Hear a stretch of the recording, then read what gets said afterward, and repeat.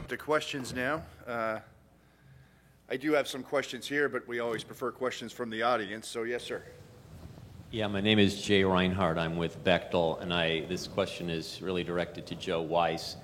And I want to thank you, Joe, for highlighting this issue of the lack of cybersecurity for level 0. As a relative newcomer to the field, it feels good to hear somebody else pointing out the emperor has no clothes. So it felt good yesterday when I was out on the exhibition floor, and I thought I saw vendors who've solved that problem. So I'd like your reaction. Chris, I'm hearing this from the vendors. But their way of solving that problem of the fundamental lack of cybersecurity at level 0 was by hardening level 1. And they made a good case for how they hardened level 1 to the point where you could not reach level 0 without going through a hardened level 1. In other words, they were able to prevent either accidentally or deliberately somebody from affecting the integrity or availability of the devices down at level 0 by controlling very well anything coming down through level 1. There's a caveat to that, of course. That's if you're coming in digitally. Now, there's nothing there to stop somebody walking over to the sensor and programming something in, but now we're in a different world, because now we're out of the scary world, scary new world of digital cybersecurity. We're back into the been there, done that world of physical security. Anyway, I was just interested in your reaction to my perhaps naive conclusion that we now have a solution for this problem of level 0 vulnerability. Thanks. Okay. All right. There's a couple of responses to your question. But to start with, if the only way you could get to 0 or 1 would be physical, then it wouldn't be a cyber problem, okay? The concern is there are a number of different ways you can get via cyber, both within the facility and even from outside the facility, to 0, 1. I'll give you an example. And I want to be careful. I'm going to use a term, and please, nobody look at it as being a particular vendor's product. I'm just using that name as a generic name. A couple of years ago at my conference, we had a Russian researcher speak, not Kaspersky. It was a researcher that was looking at ways to get to SAP. So they were looking at vulnerabilities of systems that would be connected to SAP. And they realized XML is a very vulnerable protocol. So they were asking, what types of systems use XML? Guess what? That's HART.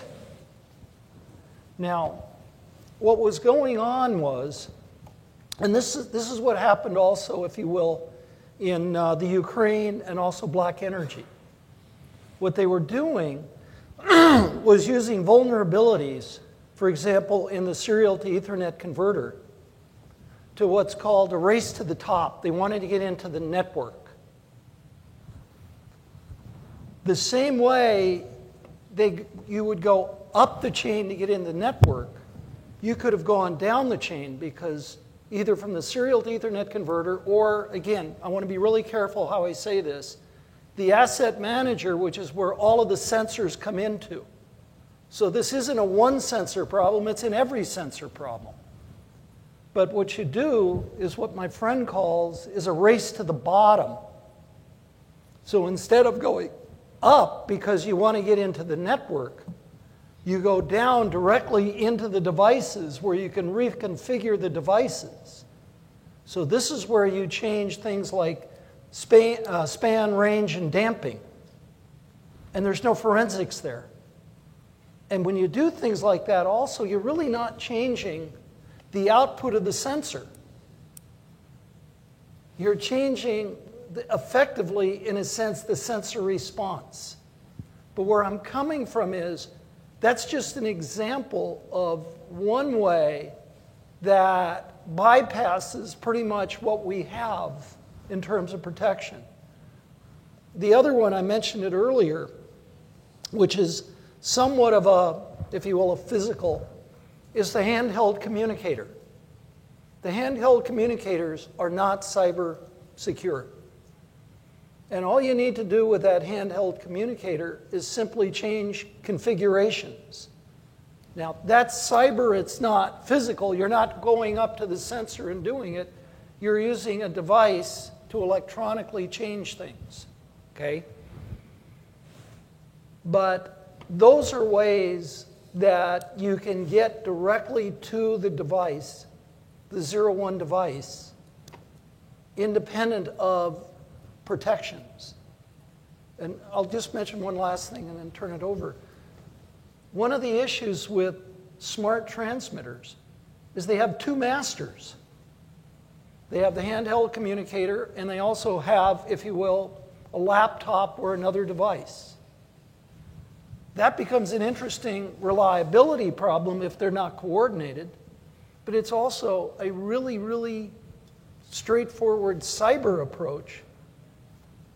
And that's why when you start looking at cybersecurity of 01 devices, this is not, hey, put in another firewall. We have design considerations we've got to start looking at to figure out what do we do to change this kind of situation. Does that answer your question? We have another question right here, unless anybody else wants to weigh in on that. Okay. Yes, sir. Yeah, my name is Mark. I'm with Mark Duck. I'm with Shell. And I think this question is probably for Dave, but if you, in the life cycle of managing a safety system, one of the steps is to identify all of your safety critical elements, right, that are used to support the safety system. And then you have processes around that. You have to maintain those elements. So if you go through the process of, hardening your safety system, and let's just say that includes a firewall, is that firewall considered a safety critical element? Part of a safety, your safety element? If you architect your, if you harden your safety system, and the hardening process includes putting a firewall just somewhere, is that firewall now considered a safety critical element? Well, it can't be just somewhere. If it's inside your safety system and it can affect your safety system, it has to be part of your test. Yes, that's what I'm getting at. Yeah, it has to be part of your test.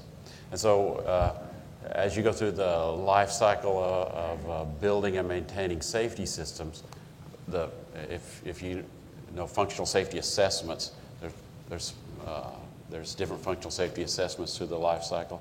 That's where I see a lot of people putting in the assessment for security in those phases. And one of those would be the test phase, right?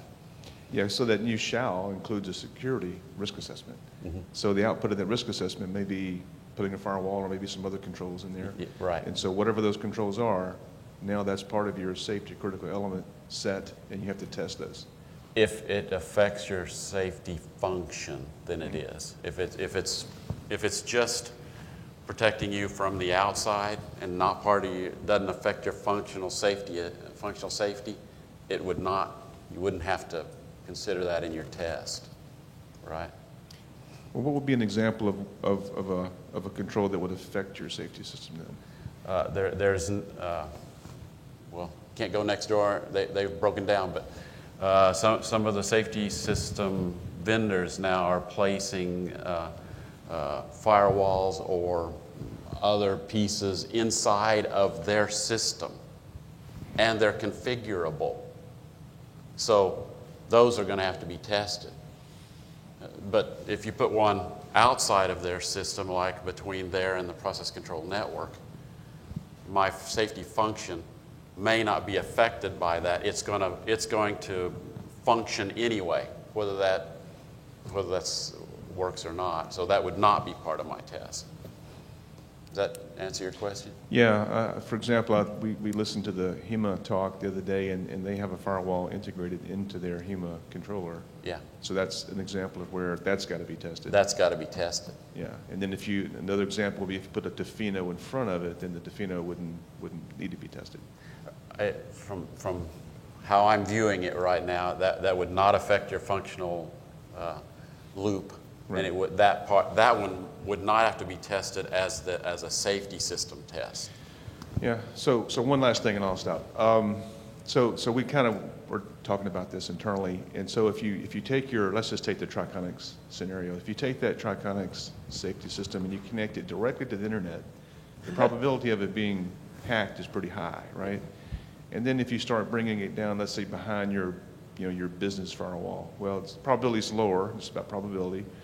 and then you put it behind another firewall that maybe separates your business from your process control or your ICS equipment, it becomes lower. And then if you physically air gap it, like what Schneider recommends, it's even lower.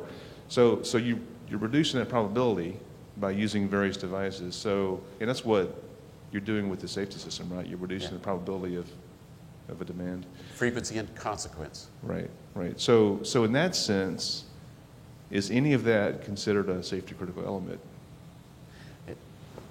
If you going back to the slide on here's how to view things from a cyber perspective, you just reduce the frequency, right? The consequence is still there. You could have a loss of life, but you've reduced the frequency, so you have to assess that and come up with a number that you're saying, I'm pretty comfortable with this number on the assessment, the security assessment. That's what goes into your risk. Risk is your consequence times frequency, right? Thank you. Mark, I just wanted to add one thing. We had a phone call on this working group on Thursday. And one of the things that was brought up is kind of what you're asking. In a standard safety loop, you've got certified, trip amplifiers, you have all the rest of this certified. And one of the questions came up, well, what about the HMI? Because there's nothing certified about anything, with Microsoft or, if you will, the serial to Ethernet converters, da-da-da-da-da. So this is part of why the point came up that we're going to need to somehow come up with a standard for trying to isolate these things that can't really be certified. One thing to add on to that too, I think when you're describing the risk as you're moving down the stack of the network, the hypothetical, it almost sounded like you were trying to calculate it in like a mean time to failure sort of prospect, which you may not have been, but that's what I heard. The challenge with cybersecurity is that it's not a predictable sort of mean time to failure where you can calculate that, because it's fundamentally a human thing that's going after those systems. If it's a malicious attack, you can't necessarily predict that. You can add complexity and harden and do lots of things, but fundamentally you can't control that aspect, which is one of the harder angles of security, whether it's malicious or whether you accidentally are on a network that somebody's doing network scanning and it drops a box. That's still fundamentally a human problem, not something that's calculable. So I just like that. Good comment, thanks. Yes, sir. Okay. My name is Peter Sieber, I'm with HEMA, and I'm a member of IEC TC65, and I'm a contributor and reviewer of standards such as IEC 61508, IEC 62443, 61511, and a few others. And well, I would like to make a few comments, if you won't mind, because what I heard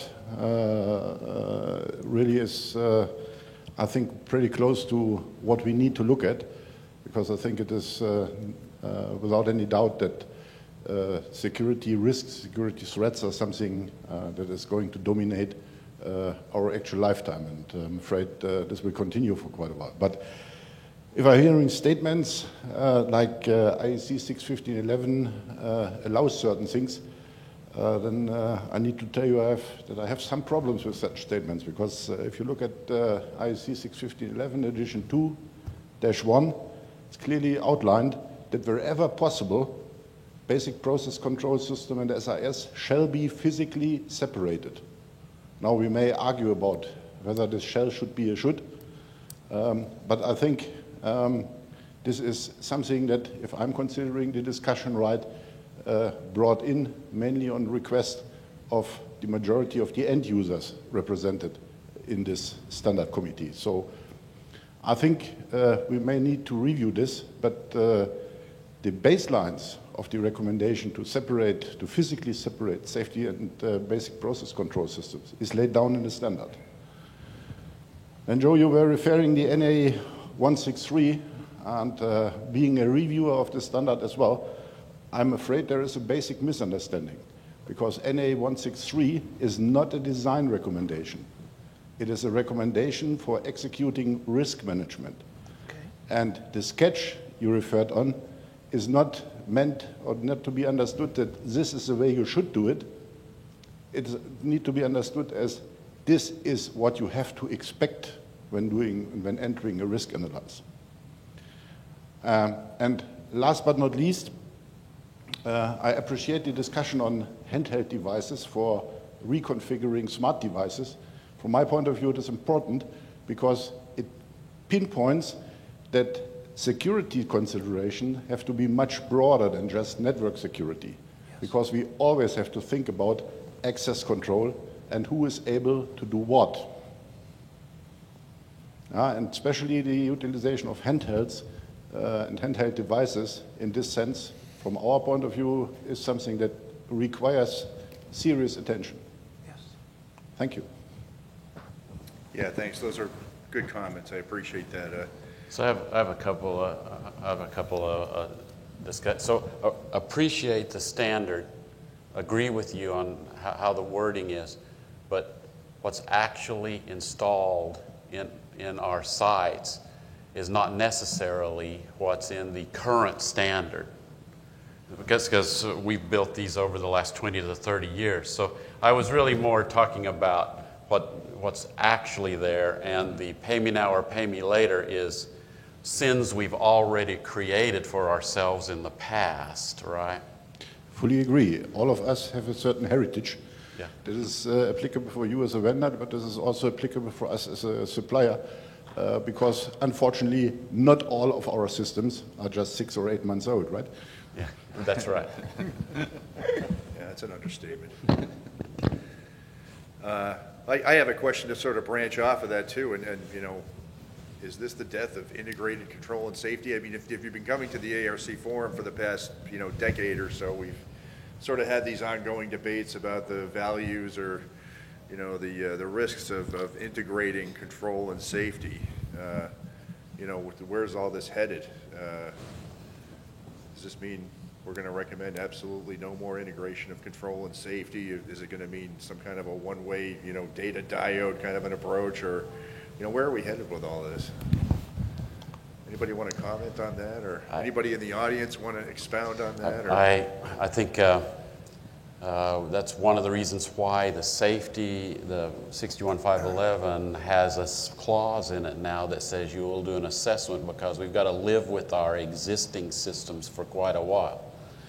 And so you do an assessment and you have to determine, is it worth paying the additional money for the life cycle cost for cybersecurity, or do I go back and put in some analog trip amps in some of these places and reduce my risk of cyber and dollars, right? But the end, I don't know what's going to happen in 20 years. I'm not sure I'm going to be caring about it.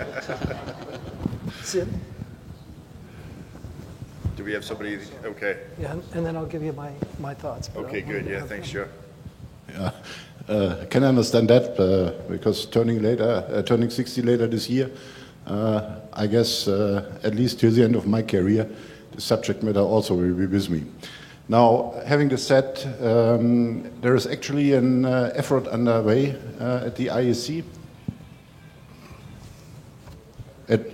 Sure.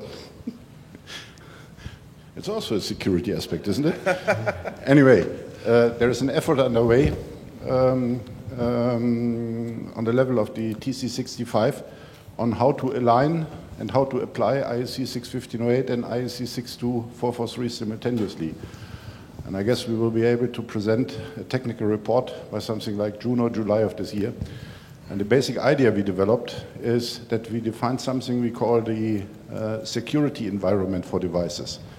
And the security environment is something where we, on one hand side, looking at what's going on, what protection measures are applied inside a dedicated device, and what are the measures applied for securing the perimeters of, for instance, a safety system. And the benefit of this strategy is that it allows to combine legacy products, legacy systems and functions with state-of-the-art functions, considering that newborn products most probably will have at least some security features on board, while old-fashioned products may not.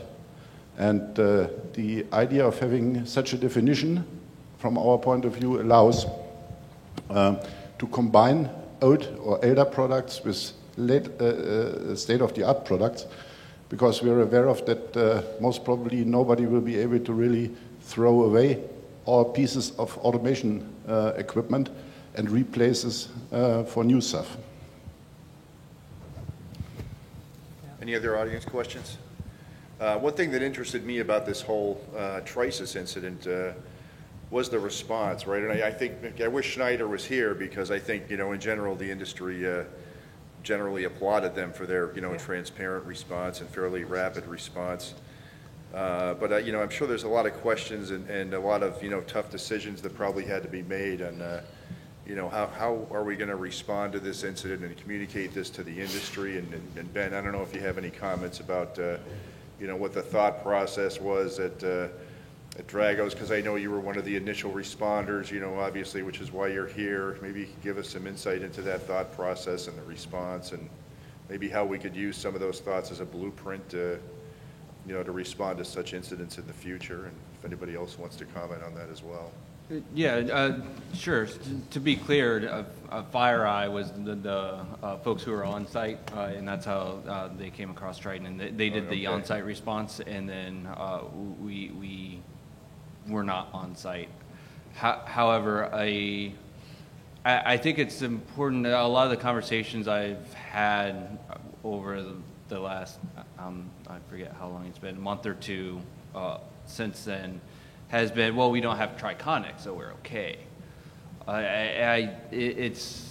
That's the wrong thing to take home. It's the idea that safety systems are now in scope in this tradecraft that has been basically demonstrated to the world. Will be duplicated. I started off talking about Stuxnet and Stuxnet for 5 years. That's all there was Stuxnet. And then suddenly there's a whole bunch of new stuff. It's like some folks gathered some lessons and got to work, and then in a couple years they were able to show and demonstrate something from that. I think that will continue to be the case with Trisus and the state of the art and the future direction going forward. Thanks. Yeah. Sure, Joe, go ahead. A couple of thoughts. When Stuxnet first occurred, when we first found it, there were a lot of people that basically used the term, "there but by the grace of God go I." I mean, it happened to have been Siemens Systems there. If it was anybody else's, it would have been the same thing.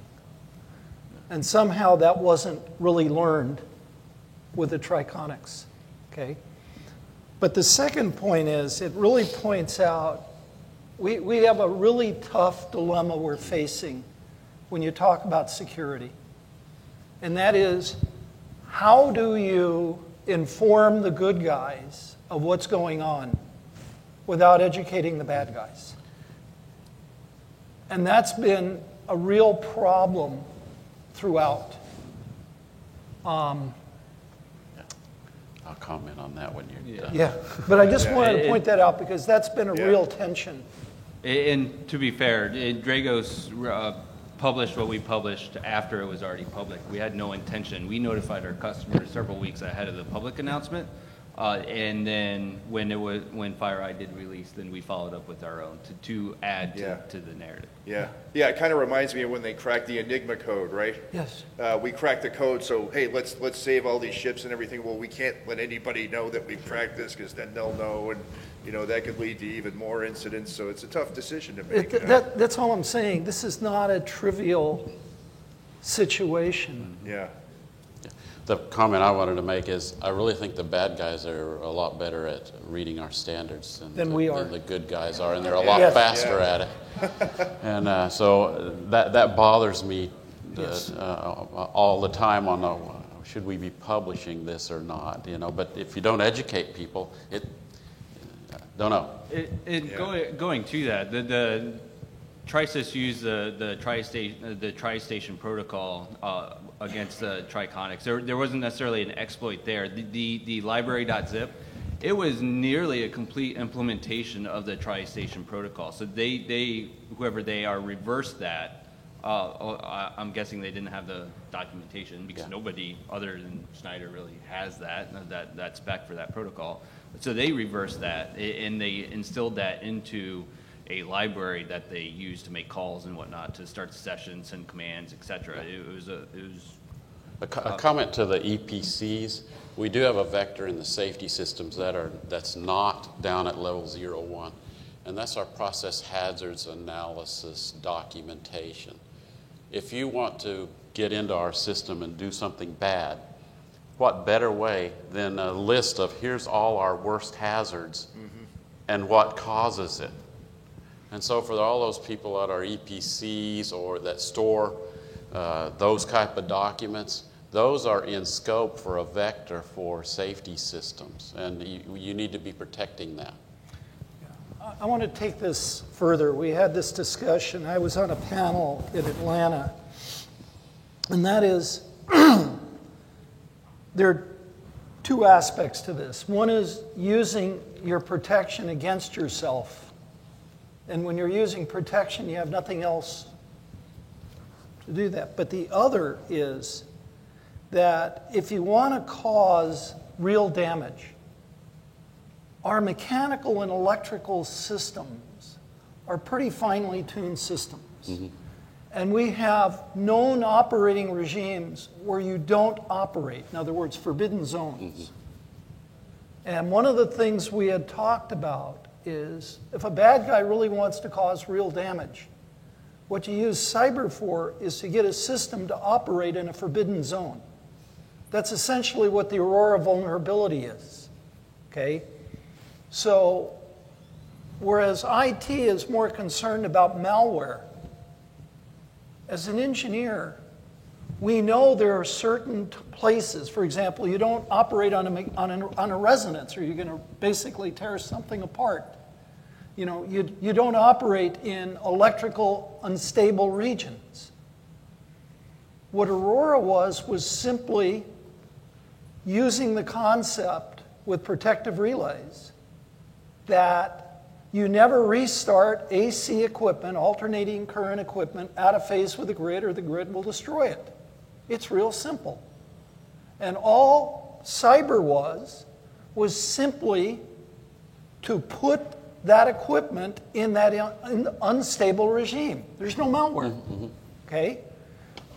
Like Dave was saying, when you do these types of risk analyses, you're identifying precisely where you want to stay away from. You did their homework. You did. I mean, and this is one of the concerns with some of the variable frequency drives that are coming out. They have hard-coded onto the variable frequency drives the frequencies not to operate in. This is hard-coded. Now, if you're a good guy, thank you, I should stay away from it. If you're a bad guy, you just did his homework. It's a really different regime when you want to start talking about, if I want to damage or destroy equipment, I'm going to think really differently of how to do that. Okay. Anyways, it's a food for thought, and it goes right back to where you were talking about. And that's what, that would be really the vector. All right. Do we have any other questions in the audience? I think we're at the end point now, so I want to thank our presenters and panelists and